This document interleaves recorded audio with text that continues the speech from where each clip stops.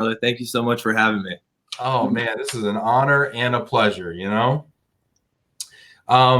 Where are you right now? I am in Jackson Hole, Wyoming right now. Oh my God, dude. What's it like? Can I get a little, like, can I get a peek see? Can I get a little look see? I got a little fire going here. Let me see which way I'm going. Got a little fire. Yeah, you got the fire. You're looking cozy. And I don't know if you can see it, but there is an epic view. Oh yeah. Right behind me, some just beautiful, gorgeous mountains. Mountains. Yeah, I never thought I'd be in Wyoming, but man, highly recommend it. It is absolutely gorgeous. I'll be back for sure. You know, that goes back. So me and Thomas Bailey, as you know, we do the gross up every week. And one of the episodes we did, I think it was last week that we dropped, was called "Is It Worth It?" Right? And like, I'd put Wyoming squarely in that category of "Is it worth it?"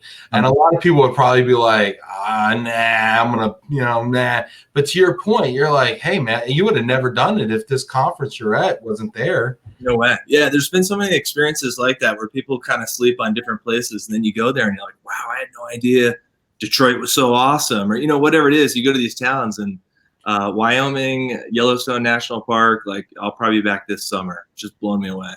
Yeah, I mean, Detroit, perfect example. I had never been to Michigan before I had come to Detroit, and then I'm like, here I am, my family's flourishing. I love it. Yeah, good, So the lakes. I went to Quicken Loans and just totally blown away. And and I'm the biggest advocate now. Whenever Detroit comes up in the conversation, I have like a 10-minute pep rally. Yeah, and we appreciate that, Bill. Hey, man. Right? Yeah. Let's see here. We got some folks logging in here. I want to give a couple quick shout outs. Scott Augenbaum. Oh, Scott. He said, hi, this is Todd Larkin. Alter ego. Every good FBI cybercrime has to have, an alter ego. You gotta have an alias, right? Yeah. Even when you're a public speaker, right? Exactly. Yeah, shout out to Scott. Met you in Puerto Rico. It was really nice meeting you. Gave me a book. Sat in on our gross up, actually. Really generous with his time. Really good meeting that guy. How'd you meet Scott, by the way? Real quick. I relocated him with the FBI. He was being relocated from Syracuse, New York to Washington, D.C. I had just become a relocation counselor. It was probably 2002, if I had to guess. And I mean, you met him. He's just the best. And I told the story at our conference where the car shipper actually dropped his car. And I was so terrified to call him. He's an FBI agent. I just started as a relocation counselor. I'm like, oh my God, this guy's going to kill me. And I said, Mr. Augenbaum, I have some bad news. I'm really sorry we dropped your car and they broke the axle and it's totaled. He was like silence for like 5 minutes. I'm like, oh my God. And he goes, all right, well, how much are you going to give me? I said, like $1,200. And he goes, you don't understand. This is the best phone call I've had all week. Check or a wire. He's like, I didn't want to ship that car. It was such a piece. And the rest was history, man. We ended up grabbing coffee and becoming buds. And yeah, he's just a really great friend of mine. So you relocated him as a relocation counselor.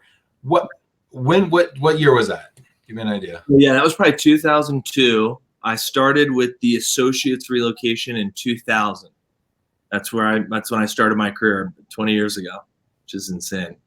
Wow. And then, so walk me through that. So you're a relocation counselor in 2002.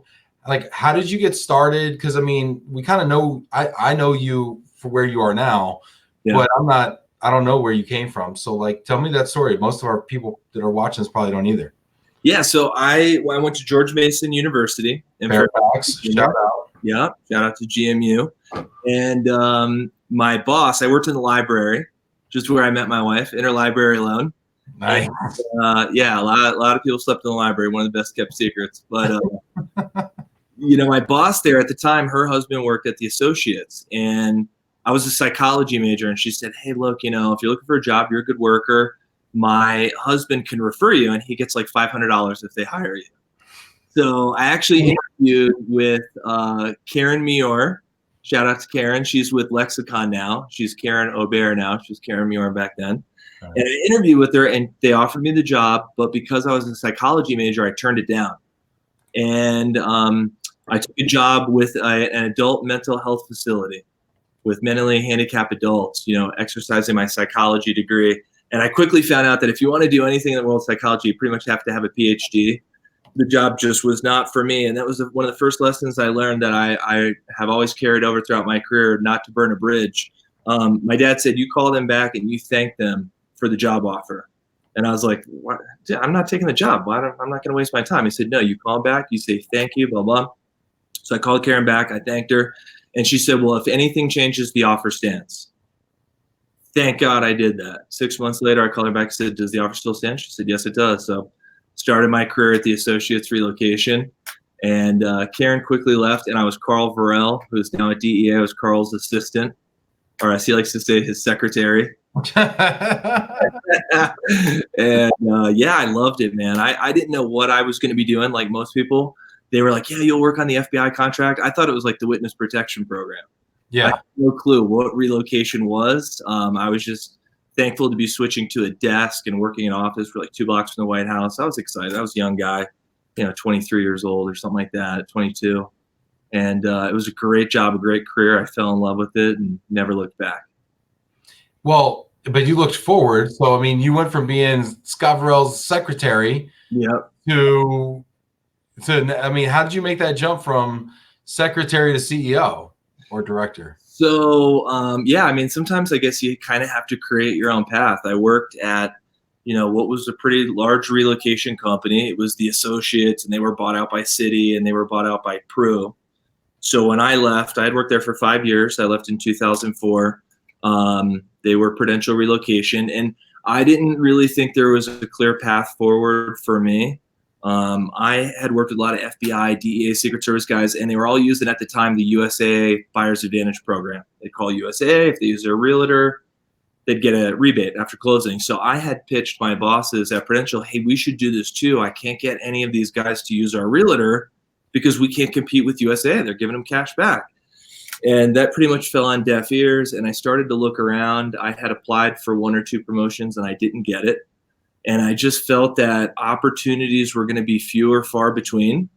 And I felt I had something to offer. So I took kind of what was the crazy leap of starting my own affinity rebate company, specifically targeting the federal law enforcement community. And it took off unbelievable. Yeah. Well, how scary was that, though? I mean, to leave a job and then just say, like, what did you set up in your bedroom? Like, how'd you do it? Yeah, it's terrifying. So, I mean, my life has been, chaotic and stressful at times, and I think I thrive in that environment to a certain degree. And so I had gotten married, bought my first condo, and started ARC all in the same year. And I had bought the condo and I bought a car before I started ARC. So it was terrifying. I knew it would be successful. I mean, I had mulled it over in my mind for a year before I did. I'd carpool into work with Carl, and I drove him crazy talking about it every single day, what I'd call it, how I'd do it, how I'd market it. I'd run the numbers.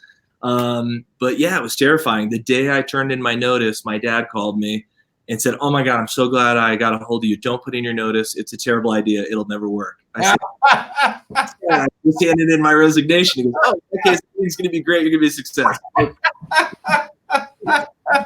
Never mind. Scratch that. I'm for you. So I was motivated by failure and fear. And you and I we've talked about this before. And it's not the best thing, but it works. Mm-hmm. So, man, I had no option but to succeed. I had a mortgage to pay. I had a car payment to make. So I started it in my 1-bedroom condo in Alexandria, Virginia.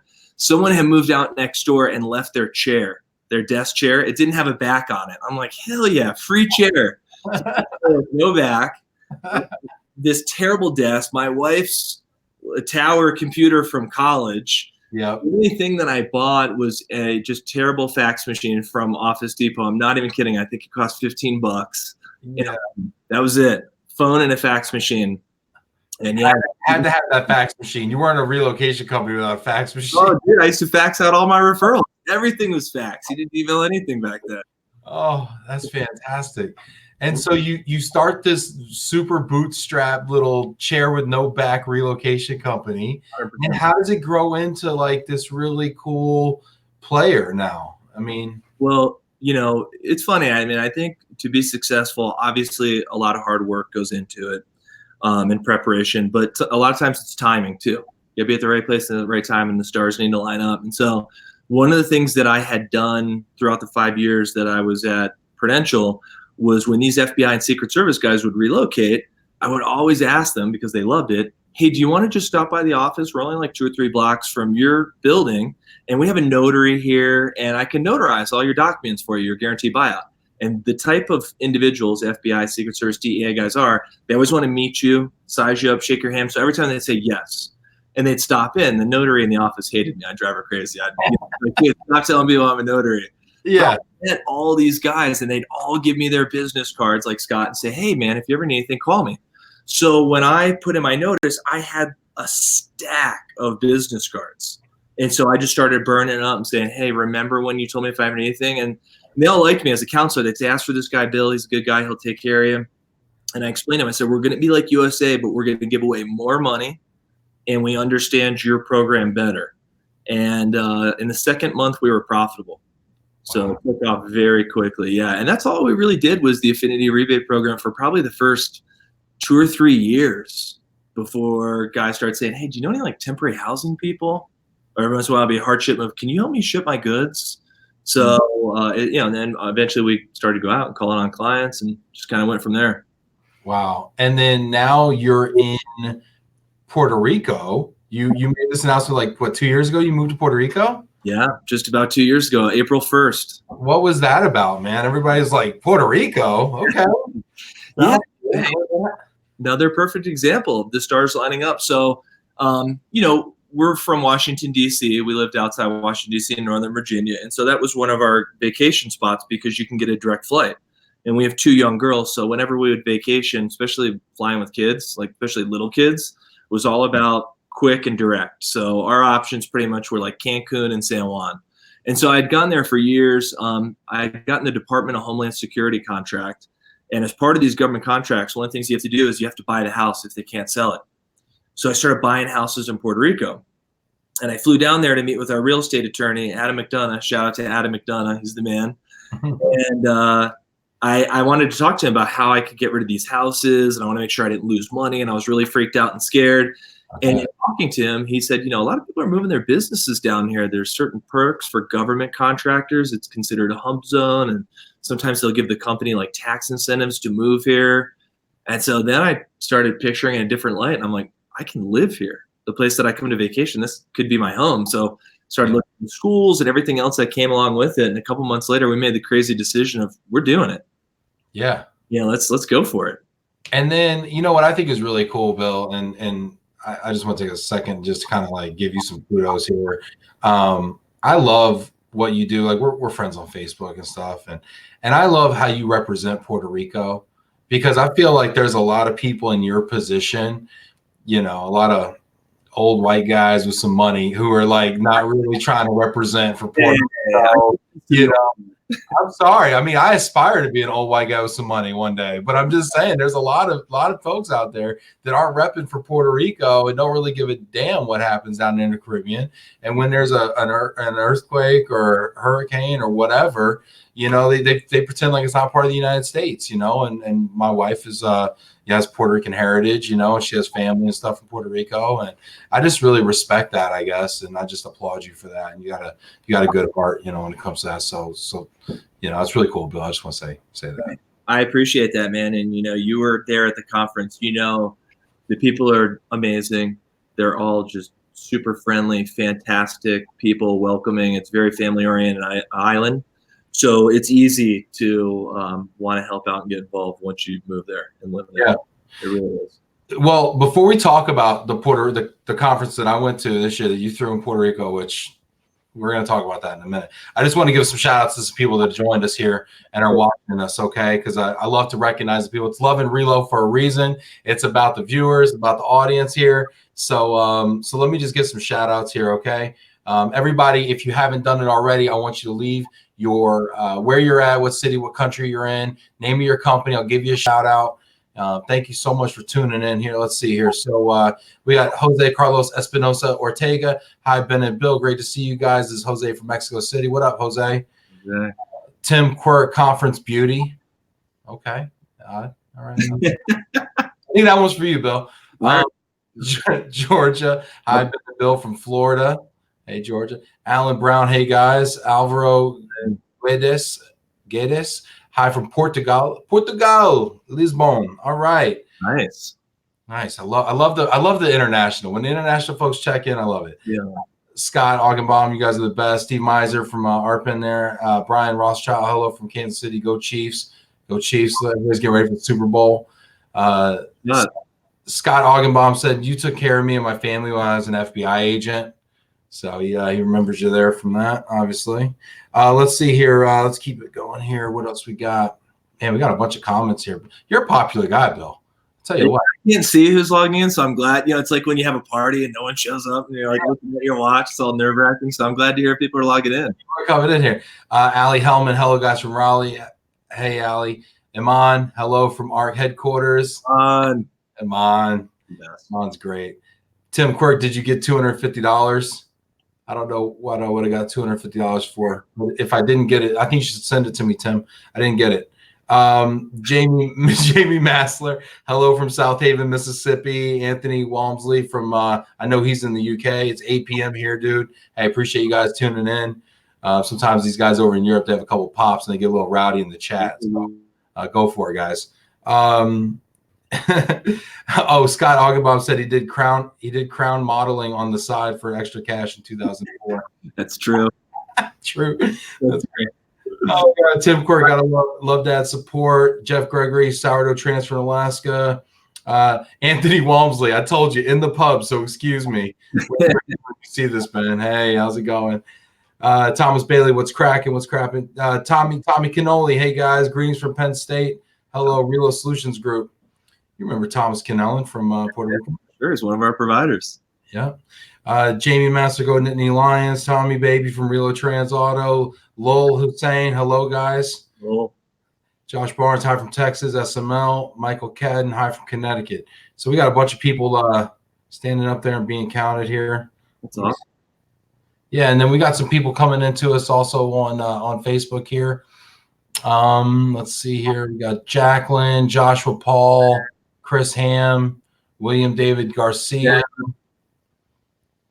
William David Garcia from the ARC office in Puerto Rico. William. Nice. Sir William. Carrie Mulvey from Alexandria, Century 21. Yep. What's up, Carrie? Aziza, Pat Shea. Aziza, Pat. Joshua Paul. Awesome. Cool, guys. We got some good stuff. So leave your questions also if you're on LinkedIn or you're on Facebook or you're on YouTube watching us. Leave your questions for Bill. We're going to be talking about wellness and some other things like that. And any other questions you got for him as well. But going back to Bill, going back to Puerto Rico and going back to this conference last November that you threw, which, by the way, throwing this conference for my birthday was the best idea you might have ever had. You're welcome. Happy birthday. I got to tell you, it was like a crowning achievement of my life, to be honest with you. So, but tell me about this conference. You decided to have it in Puerto Rico. Like, you called it Transforming Perspectives. Like, what was the idea there? And then how do you think it turned out? Yeah, so, I had thought about it for years, much like starting the company. In the past, my concern was that the company might not be at the stage where we could, do the honor that we wanted to do at the conference. Because if we did it, we wanted to do it right. We wanted to do it big. And so I felt that the company was at a stage where we could do a conference. We could pull it off. We could do a great job. And so what I wanted to do was I didn't want to think about the conferences that we've all been to, and they're great, right? But we've all been to ERC, we've been to SHRM.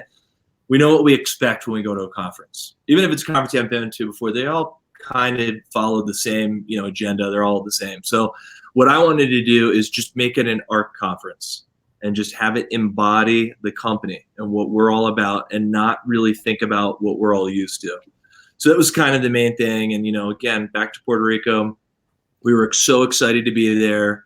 We wanted to share the island with everybody and give back to the island because you probably could tell when you got there, people are really appreciative of tourism. Oh my God, time out. Yeah, when we were at the Vanderbilt Condado, I was so blown away by the quality of the service and the attentiveness. Yeah. I think I went to one of the restaurants one night, and it was like, I don't know, it was like 9:45 and they closed at 10 o'clock, and nobody made a stink about the fact they were closing. I think I sat there for an hour and a half with my wife, and they were just so happy to have, I mean, they were so nice. Yeah, no, totally.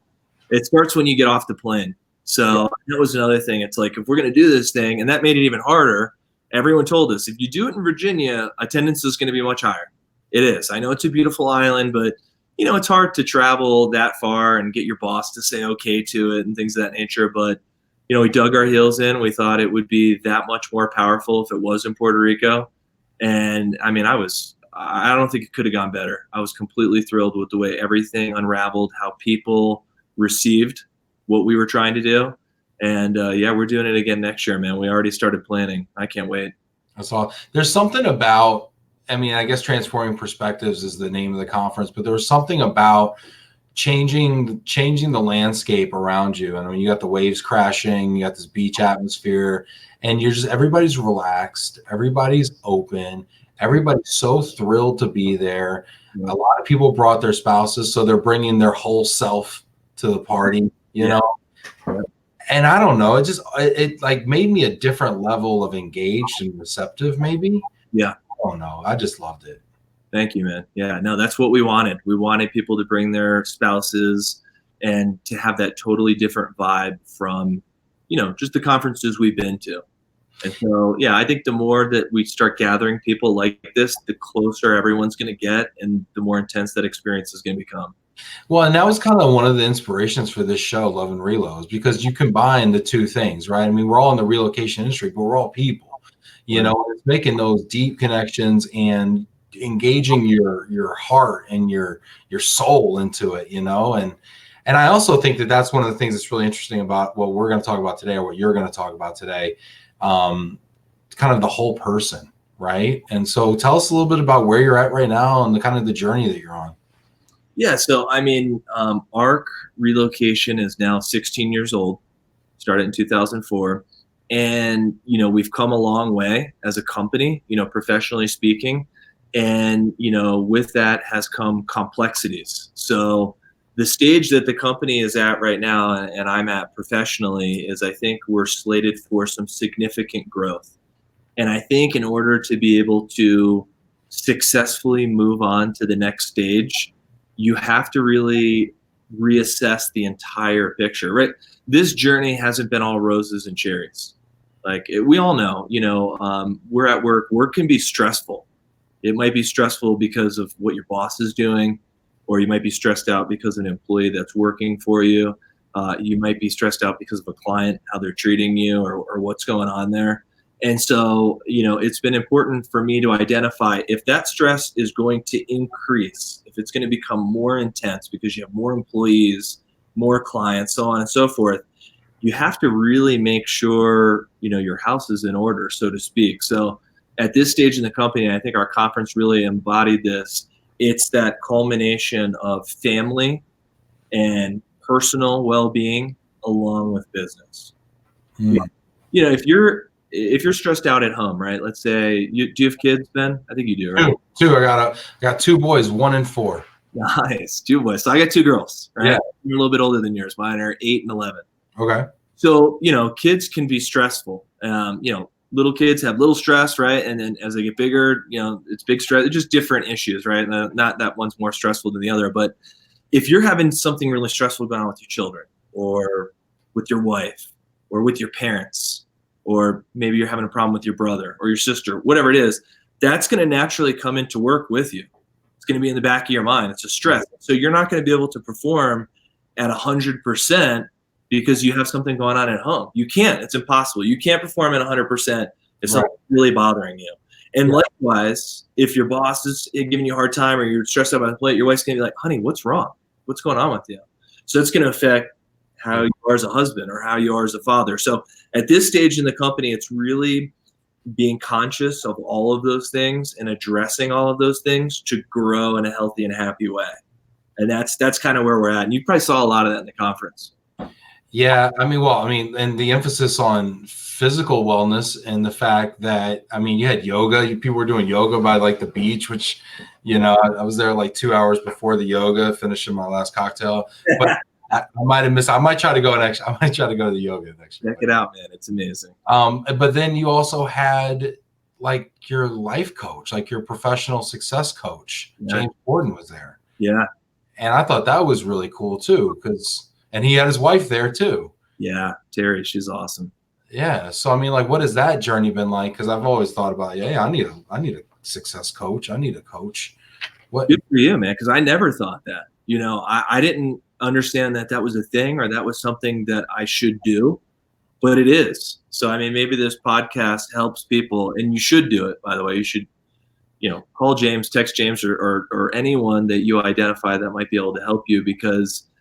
And all those things, people would tell me for years, like, hey, do you ever meditate? You should meditate. You ever try yoga? You should take up yoga. My wife would be like, you might really like that. You should do that. And time goes by and you go, yeah. And you never do it. But all those things are good. And people started telling me, hey, do you have I got in this new neighborhood in Puerto Rico with all these executives and successful guys. And they'd be like, yeah. My business coach told me this. My life coach. I'm like, what's wrong with you? What the hell are you talking about? Yeah, right. And I came to realize, every successful person has a coach. Michael Jordan had a coach. He had Phil Jackson. Mm-hmm. You know what I mean? Like, every good singer has a vocal coach. Every good actor has an acting coach. Like Robert De Niro and all those guys, they have acting coaches. Yeah. People get coached. And so why would a professional not have a professional coach? I think for me, right? So I'm just going to like open up here and be candid. I mean, I think for me, I'm like, I definitely realize I need a coach, right? To like straighten some of this out for me and help me understand what I'm trying to do next and how to get there. But it's like, how do I justify the cost? I mean, I don't even know what it costs. It scares the hell out of me. I don't even want to get a quote. I don't even know how do I afford this? And I mean, of course I could say, well, yeah, but once I take myself to the next level, then I can, I can afford it. But it's like kind of a chicken and the egg problem for me. I mean, I don't know. That's one of those things in my mind. I struggle. No, it's true, man. And that's a question you have to ask yourself. And I think the answer to it is, how important is it to you, right? Like, when I worked at Prudential Relocation, I was a personal trainer at night. So I'd go to work all day, Monday, Wednesday, Friday. I'd go to Gold's Gym and do personal training, and then all day on Saturday. It was a grind. I did that for like 2 years. And that's how I saved up to buy my condo and my engagement ring for my wife and all that stuff. But, people would do personal training, and not everybody was rich. And someone would say, look, I need to get in shape. And it's expensive, but it's important to me. And it's the same thing with kids. Like, I really want to be good at basketball, so I can barely afford this, but I'm going to hire a coach, or I'm going to go to camp because I want to make the team. Yeah. So it's like, really, how important is your career and your business, and is it worth that money? Or there's the other choice of being a mentor. And asking someone, which is a hard move, by the way. I've always chickened out. It's hard to go to someone and go, hey, want to be emotionally and vested to me and connected with me, and you get nothing out of it, Yeah. No. But if you have someone you admire, you could approach them and say, man, would you mentor me? Because obviously you know some things I don't, and I just want to learn from you. Yeah, I've been very fortunate, very blessed in my career to have a lot of mentors. And I don't know, I've only formalized it like that and asked somebody once, but I've had a lot of people who have, without formalizing it, have really poured themselves into me, and who have said, hey, you can call me anytime. And there's different seasons in my life where I've needed them, depending on what I was doing and what their level of expertise was. And I'm just forever grateful to those people. Do you mentor people? Not consciously. And I was thinking about it. I have people who have been mentors to me that I haven't formally asked, like Carl. And to this day, I always pick his brain, Carl Burrell. And he was my boss back in the day. And so I always bounce things off him, or just talk to him about personal stuff too. So I haven't had anyone come to me and formally say, would you be my mentor? But I do have people that I try to take under my wing and give them advice. And I do have people that I feel like will come to me and bounce ideas off me. I actually just got a text from one person today. I don't want to say who it is, but they'll always hit me up and say, hey, what do you think about this? I want to run this past you. Right. Work stuff, relationship stuff, whatever. Well, I have a feeling you're about to get like a whole bunch of people who just hit you up like, hey, you want to be my mentor? Oh, we got a question here from YouTube, Dan Neary. what is your definition of wellness? My personal definition? I hope he's asking you. Yeah. Okay. For me, it's really just, and I know this is a pretty big answer, but it's just happiness.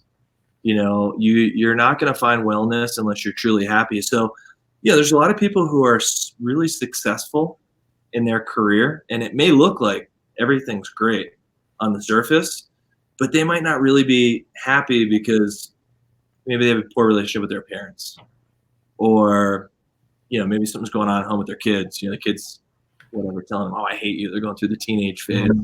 So for me, wellness is trying to be a happy person, and part of that also comes with identifying the things that you can't control.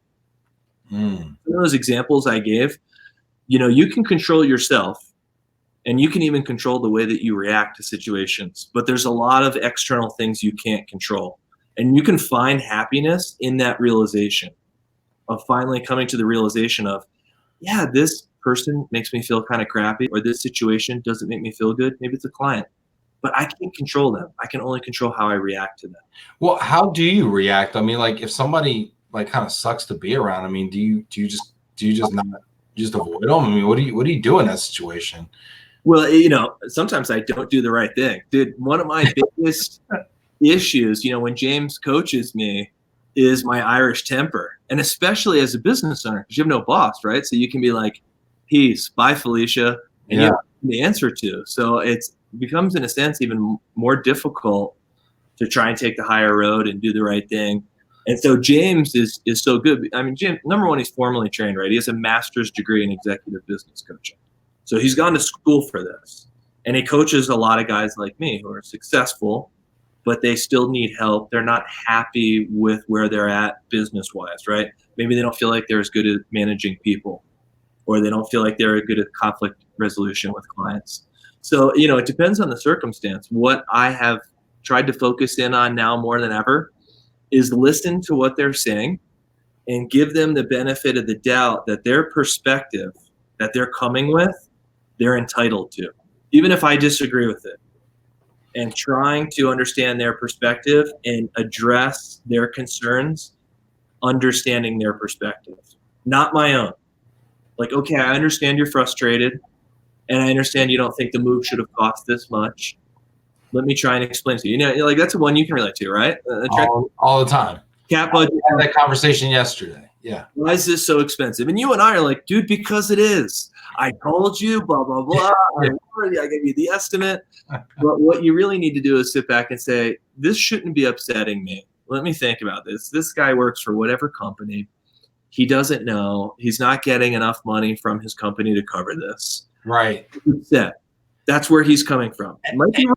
And that's becoming an increasing thing that we're seeing, right? And now that it's showing up on people's W-2s, right, and they have a tax liability for it, they're getting very involved in how much it costs. Well, I'll tell you, we made a business decision years ago that we really wanted to move away from lump sums and capped budgets, and it was because it is so difficult to manage expectations with those variables.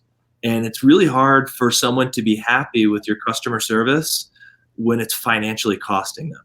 Mm-hmm. Your level of expectations goes almost exponentially higher. Like it's impossible, right? So, customer service might be great, but if it costs me $10,000, I think it's impossible for a move to be that great. Yeah. Right? Yeah. So, and when the average move based on worldwide ERC data is $12,900, basically, right. We're all set up for failure. And so that might be a business decision that you have to make. Like I'm a big fan of Gary Vee. I don't know if you've seen Gary Vee. Of course, all that. These young kids, and they're like, oh, my parents are doing this. My parents are doing that. And he's like, you know what? I'm going to give you some really tough advice. You need to get away from your parents. They're toxic and they're negative. And I first heard that. I'm like, oh, my God, this guy's insane. He's telling kids to tell their parents to piss off. But what you come to realize is that's probably actually the best advice. And if this is a category of transferees that you don't feel like you're going to be able to provide the service that they need, the best choice for everyone is to say, I can't service that. This is what I'm targeting. This is the demographic I can best service. Well, and this is like a life lesson too, right? It's like a business lesson and a life lesson. But I mean, there's clients and there's people in your life that, you know, it's the 80-20 rule, right? And 20% of them will take up 80% of your time with negative energy. Yep. And you would be so much more productive in life and in business jettisoning those relationships and focusing on the other 80%, right? I mean, yeah, I mean, it's hard to do, right? I mean, it could be a lifelong friend. It could be a client that's paying you money, you know, but I mean, and how do you, and that goes to one of the things that you've kind of, you know, laid out for us. One of the things you've been working with is like setting your priorities, right? And how do you form those kinds of priorities? Well, there's a lot of different ways. You know, one thing that we're doing this year that's different than we've ever done before on our employee reviews, we have a really structured review process, and we do it at 90 days, and then we do it at year end, and we have this sheet, and we try and tie it in with our core values, but we'll say, you know, basically the 3 things that the employee is doing really well, the 3 things that the employee needs to improve on, and then we'll give them goals for the next 6 months. But what I came to realize this year is we've never asked the employee what are their goals. And so this year, for the first time, and hopefully this answers your question of how do you identify where you want to get, is we're having our employees write out, what are your goals, personal and professional? They don't have to share the personal ones with us if they don't want to. You know, maybe it's embarrassing, but they can just say, I have a goal. And then what we want them to do secondly is organize them in order of importance and then give themselves a deadline. So that's what I started doing, right? So they might say on a professional level, I want to become a relocation counselor within a year, right? Or they might say, I want to lose 10 pounds in the next 6 months, or I want to buy a car, or I want to buy a condo by the end of the year, or whatever it is. Now, as management, we know what their goals are and what they want, so we can help them to get there. Before, we never knew what they wanted. We weren't even asking them. And do you come back to them with a plan for how to get there? Yes, and that's it. Is we, you know, and it might be, hey, I want to become a relocation counselor in the next month. Okay, well, it doesn't come that easily. You know, I don't care how smart you are. I tell everyone when I hire them in this industry, it takes about 6 months for everything to click and for people to say, oh, that's why you do that. And it takes about a year for them to be ready to train someone else. Mm-hmm. So, you know, we set expectations based on our experiences, and then we put a plan together to help them do that. You know, and I've had people who have worked for me for a long time, and I've seen them buy cars and condos and get their CRP and their GMS and really grow. So I think that's a big part of being a business owner and having a company is, yeah, it's a job, and we all need a job to, you know, live and pay our bills. But also, how am I helping this person on a personal level? How am I making their life better? Yeah, and I think that's something, I mean, as leaders, whether people work with us in our organization or, you know, even in the industry at large, you know, I mean, that's one of the big things I'm into is really making an impact in people's lives, you know, and mentoring people within my organization. So in my situation, I mean, I'm kind of the exact opposite of you because I have nobody reports to me in my organization, right? So anytime somebody, you know, all of my advice is optional. Okay.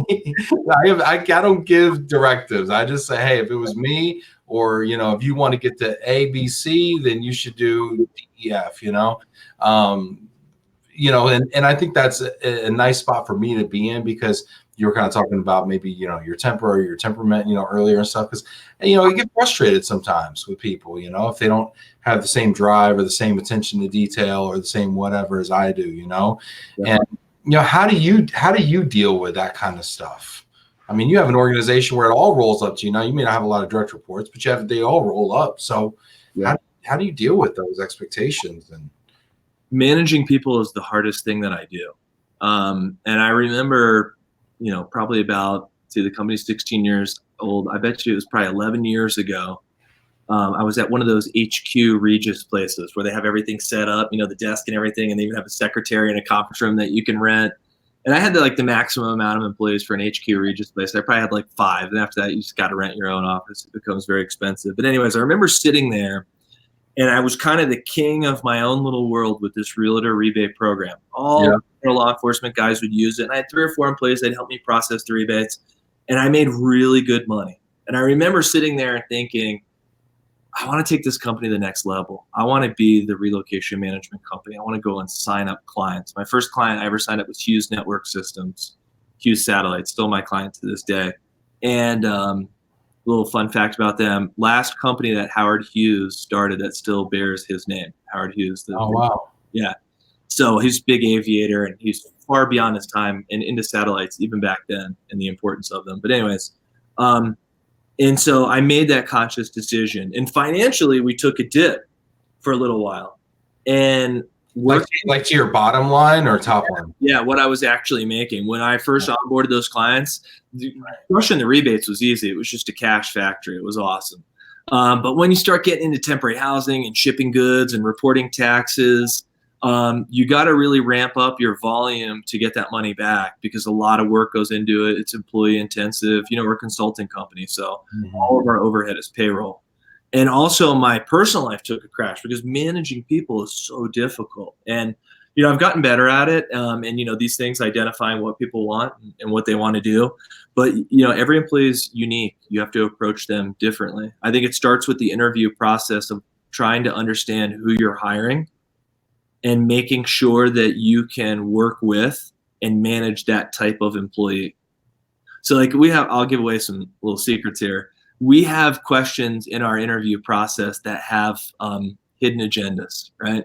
So I'll give you an example. We'll say, where do you see yourself in 5 years? And, you know, let's say it's in our Northern Virginia office. Like, oh, I hate the East Coast. I want to move to California one day, That employee's not going to be around for a long time. And that might be okay, depending on the position that you're hiring for, right? Or they'll say, what type of people do you find it most difficult to work with and why? And they'll say, well, people that don't want to listen to you and blah, blah, blah. So if you're hiring them as a relocation counselor, you got to have the second question, which is, well, how would you handle someone like that? Right. And, you know, and after a while, after you've, you know, worked with so many employees, you can understand how they're going to be to work with before you hire them. If you ask the right questions and you're good enough at interviewing, you can get a glimpse into how they're going to be to work with. Then you have to ask yourself, can I manage this person? You know, you talk about interviewing, and I think that is the right. I mean, that's obviously the first step with any talent decision, right? Is getting the interview process right. You know, I have the biggest problem with the interview process. I'm kind of getting off on an aside here, but it's like, I feel like I can look at somebody and I can tell myself a story about how that person's going to be successful in the organization, even if it's not obvious and apparent, and I can talk myself into just about anybody. I used to do that all the time. I would ignore it. And what the hell is that? But after you get burned enough, you say, stop ignoring the red flags. You heard them say that in the interview. You knew that was going to be a thing. Yeah. Right. So I do the same thing. But after a while, I remember I interviewed this one person for a sales position. She came in with spreadsheets and all these, you know, things, you know, of like a 6-month plan and a 9-month plan and 1 year. I'm like, she's like, I signed this huge account. I'm like, this person's going to be incredible. But then I heard the red flags too, you know, like talking negatively about other people in our industry and stuff like that. But I was like, this person's going to sell. Yeah, so, but the spreadsheet. So the only person that got sold was me.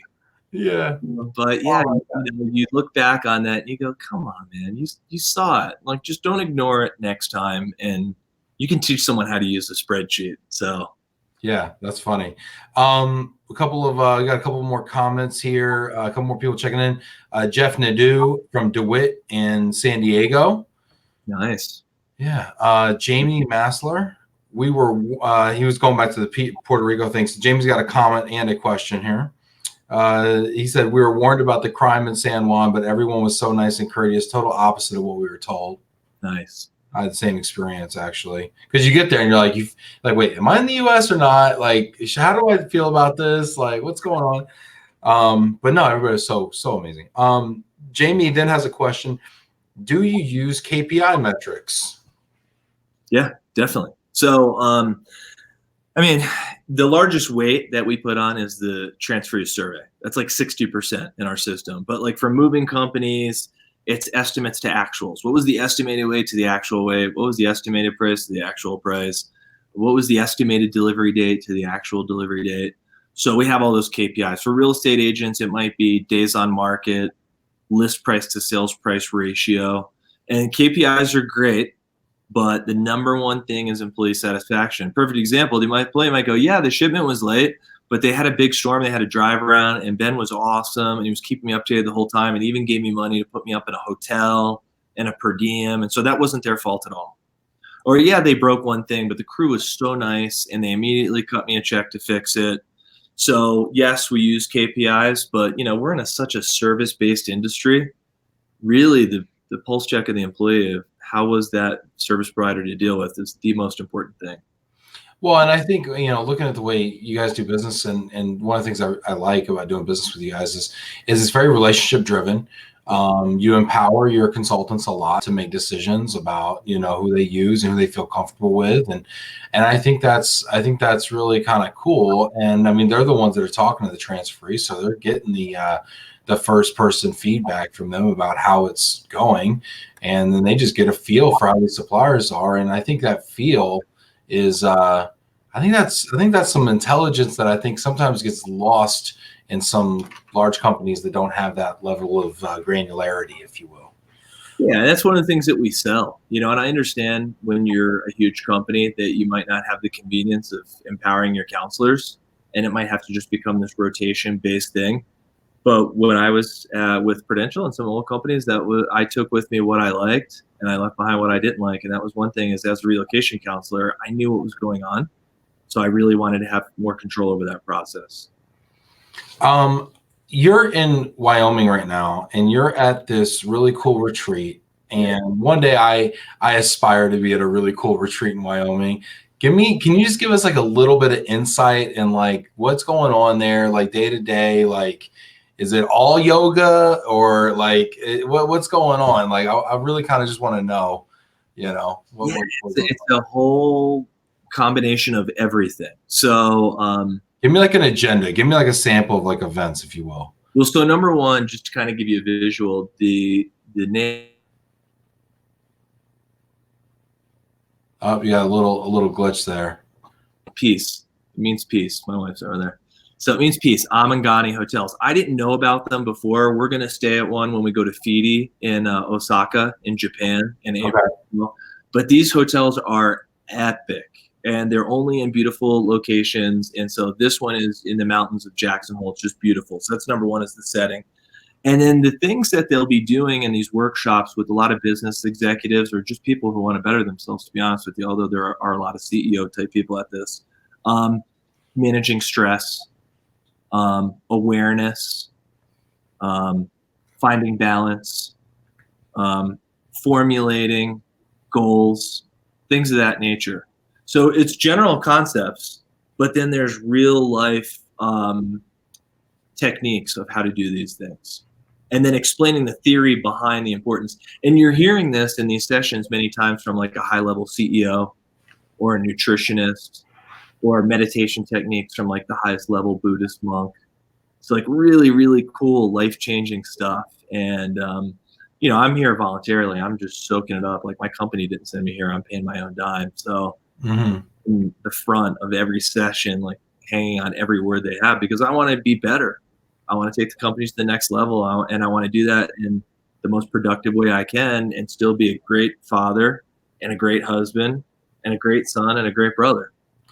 Is there anything that you learned specifically there that you could share with us that might have been eye-opening or something you're going to take back and apply, Because I love the techniques and stuff like that. Yeah, you know what?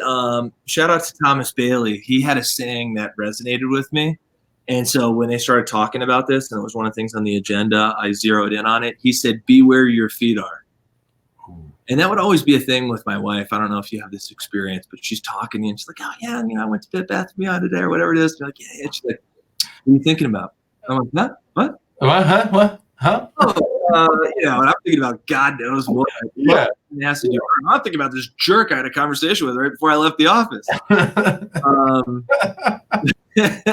All the time, dude, especially with what I'm doing right now. I'm like, did I schedule Bill? Did I send out the invites? Who's tomorrow? Oh my God, I got to prep. Yeah, right. Everything but the lasagna. Yeah, like, is that a fake flower? Oh, I like that picture of his family. What is that thinking behind there? Yeah, it's everything. So the one technique that I will take with me, and the whole session was on awareness and truly being aware of where you are and what you're doing. And so I'll give you kind of the meditative side of it. It could be, if your mind starts racing, right? You have a couple things you can do. Number one, you go, boom, and you could scare yourself into being like, dude, snap out of it. Let's focus on what we're doing right now. Yeah. Or you could tell your mind, go ahead, go nuts, daydream, wander, and then come back and let's focus on what we're doing. Because when I'm doing it, I need to be where my feet are. I need to be in it, whether it's coaching my daughter's basketball team or whether it's talking to you. If I'm looking at my cell and text and stuff like that, like I'm not giving you 100%. So right now with you, I'm locked in. And they gave me a lot of techniques. It could be, okay, you're having a really hard time concentrating and you're going into this important meeting that you really need to be focused on, but you're thinking about what's going on with your kid or your wife or whatever. And you're like, dude, this is a huge meeting. It could be just zeroing and thinking about, okay, where am I right now? I'm sitting in a chair. I'm coming down, my laptop's in front of me. My computer's right there. I have a drink here. It's just realizing where you are physically and taking it all in. And I'm with Ben right now. That's what I'm doing. Not these other million things. They can wait until afterwards. So I can give you 100% engagement. That's so crazy because, I know I have a million things on my plate. I can't imagine what it's like to be you. I think that we pride ourselves as people that can think very on a high level, very strategically, can manage. You're juggling an entire organization, right now. And yet you're thinking about, I have a drink here. I'm in a chair. I'm looking at a laptop. And like to me, and probably to a lot of other people, there's a million things going on back here, like over your head right now. And you're just like, I'm in a chair. I got a laptop. Like, how do you, some part of you feel like, well, what if that falls down back there? Like all the people that are just in orbit, like, yeah, I've gotten a lot more organized. I would say even in the past 3 years. So I don't want to screw anything up here. I don't want to hit share screen. I'm almost tempted to do it. But if you see my calendar, and I don't know if you've seen it before, I probably sent you screenshots when you and I are trying to hop on calls, but every minute of my day is planned. It's all color coordinated. I have a full-time executive assistant, Aman, who's just amazing. And she helps me manage all my meetings, what I'm doing. I block off time when I need to work on certain things. And so that way I don't have to be a scatterbrain to be scared that something's going to go bad, because everything's planned for and accounted for. So if I get an RFP opportunity, it's like, come on, let's get it on the calendar and let's parcel out weekly meetings in at least 3 hours each week on my calendar to be working on the RFP and meeting with the team so that everything's not waiting until the 11th hour. And I have a whole team of people around me who will remind me in case I miss an email or something like that. So you have an executive assistant, you have a coach, you got an amazing wife. Like I feel like I'm short staffed here. I feel like I need a couple of people on my team right now. And that's a good it's a good example, because like Aman, I know that she's worth every penny. But when I interviewed Aman and I hired Aman, in the back of my mind, I'm just hiring someone who's going to kind of be like my right hand and help me manage stuff. That's not an income producing position. She's not a relocation assistant, relocation counselor. She's not an ARAP paying bills. She's not in business development, outgoing, getting clients. She's just going to be my assistant to help me stay organized. And I'm not going to give away Aman's salary, but let's just pick a fake number. That could be $50,000 out the window. Like out of your pocket as the business owner. I mean, that's another way to look at it. I've worked for our entrepreneurs and I could see them staring at me across the table and picturing a Maserati. And I'm like, hello, I'm right here. And they're just looking at this new Maserati. And like, that's how it is when you work for an entrepreneur. But I think kudos to you, because whether it's Aman or it's James or it's whatever, you're saying, I'm going to carve out this revenue that would otherwise, go to me, let's be honest, right? And I'm going to invest it back into the business and myself to get to even higher heights. And I think that's pretty cool. And I think and you really hit on a good point there. I just kind of want to echo that one more time, because, when we were doing this podcast, I was a little bit nervous. I'm like, what am I going to talk about? I want to make sure I'm bringing value to people. And investing in yourself is important. And I think a lot of people shortchange themselves. And, I own a few companies, and throughout my professional career, when I've partnered with other people and I've worked with other people, one difficulty that I've had is if they're not willing to ante up and invest in the company. So I demoed our new software at the conference. I'm about $200,000 deep into that software right now. Wow. And I'm not liking the way the artificial intelligence is working, the plugin that we use. And I don't know, I might be another 200,000 into it. So, investing into the company, it takes a certain person to be willing to spend that money to hopefully make money. And same thing, investing into yourself. But I've never regretted it when I've invested into myself, whether it be, with nice brochures that I went over the top, how much I paid. Did you get the invitation to the art conference? It was incredible. It was like, I felt like I was getting invited to the Oscars. So I needed people to come. And, Hank, you met Hank. Hank's the man. Yeah. There's a lot of discussion of, dude, this is ridiculous how much you're spending on the invitations. But that was the reaction I got. I really wanted Chris Chalk from Coca-Cola to be there. He said, brother, I'm coming. This is the nicest invitation I've ever gotten. Yeah, right. So, that's a perfect example where, man, if you really pony up and you invest, you will get a return, especially into yourself. Yeah, and I think that's the thing that people need to realize here. We got a comment here from Diane Rizzo that was just so nice. I wanted to share it. Bill, you do bring value to everyone. It is in you, and you are a true person. I love Diane. Isn't that nice? Isn't that nice when you get little comments like that from people? Yes, it is nice. It makes you feel good. I mean, there's so many good people in this industry. It's one of the reasons I really love what we do. We're lucky. Troy says good advice. Thank you, brother. Appreciate it. I got a couple other people checking in here. Matt Shea says go Bill. Hosea Botley, what's up, guys? Diane Rizzo, hi, Bill, you rock. Brian Rothschild, best conference I've ever been to. Thank you, Brian. Right. So speaking of which here, what's going on with the conference this year, man? You going to do it again? We're going to do it again. I think we're going to run it back at the Vanderbilt one more time. Hank and I and Mariana had dinner on Friday. So we had big plans. We had a lot of things that we really wanted to do this year. We really shot for the moon, but certain things we just didn't have enough time. We didn't know if we'd have the attendance, things like that. So we did back off on certain things. And so this year we're going full steam ahead. So, I'm sorry. That wasn't full steam ahead. I was holding back a little bit, man. And my big thing was, and I'm the worst at surprises. Like, I'm the guy that still got my bracelet. I'm wearing it right here. Okay. I'm wearing it every day for I love 3 months. Well, I'm not overselling this. It will be 100% more this year. It will be at a 100% higher level this year with the things that we're planning. We have one thing that we're planning with a really, really good friend of mine who's one of the most amazing guys I've ever met in my life. And I honestly will say that the people that attend this conference at the end of it will say that was life-changing. That literally changed my life. We have something planned that I can guarantee you if people come, they'll say, this has changed my perspective on life after this. It's really an epic thing we have planned. So we're going to do it this year. You saw last year, like, it's all about the surprises.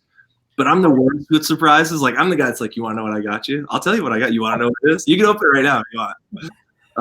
You told me about a couple of them, and they were still surprising. Good. Yeah. Blue Man Group and the salsa dancers and fire dancers. Yeah, we had some cool stuff, man. My favorite surprise for those of you who didn't go was when I believe Scott Augenbaum was talking about cybersecurity and basically how easy it is to get hijacked and everything. And then he's like kind of like halfway through his presentation or whatever, and we're kind of like kind of do that conference thing where you're kind of like paying attention, but you're also like, shit, I need to change my password. Oh, did I get any emails? I really need to get 2-factor authentication on this thing. And then all of a sudden, like, the doors like kick open and guys in stilts and bands and like bang, ba bam, ba bam, ba bam, ba bam, and stuff's coming out everywhere. And you're just like, what the hell? Right.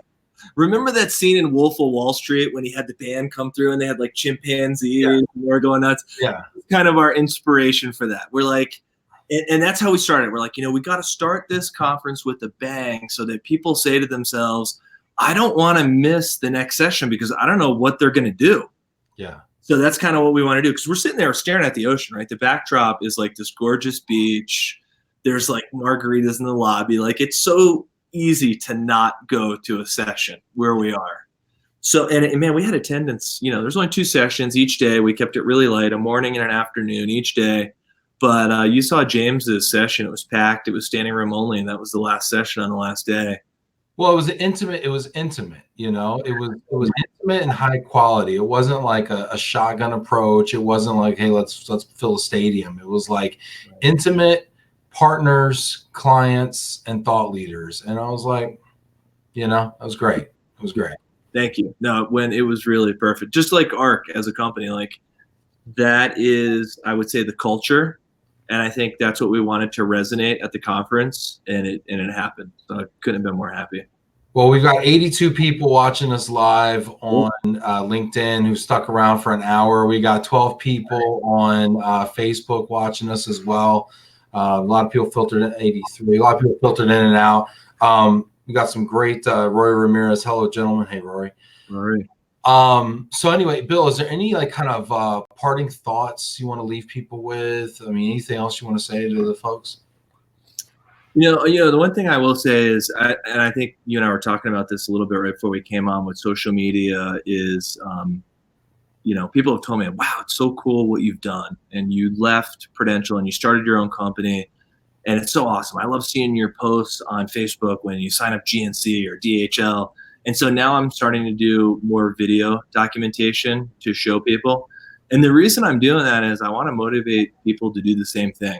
So I would encourage anyone out there, Carl Varel, I talked his ear off for a year about starting this company, and his final advice to me, which I think is hilarious. I said, so do you think I should do it? He goes, yeah, because if you don't, you're just going to drive me crazy talking about it every day.